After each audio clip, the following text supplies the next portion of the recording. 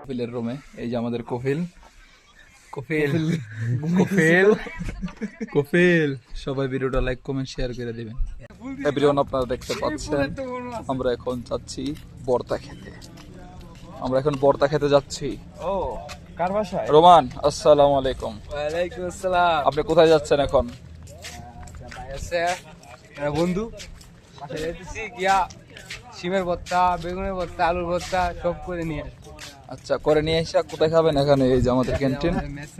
রাইহান যাচ্ছে সাথে, সাথে আমি আছি, ঠিক আছে?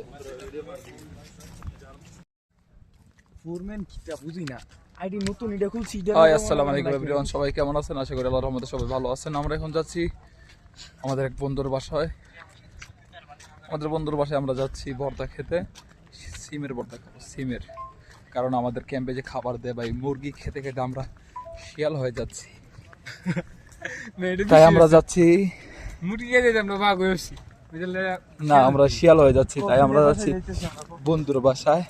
ও সরি, আমাদের বাংলাদেশের আমরা যাচ্ছি এখন কপিলের বাসায়। কপিলে আমাদের জন্য ভর্তা করে রেখেছে, সেই ভর্তায় আমরা খেতে যাব ক্যান্টিন।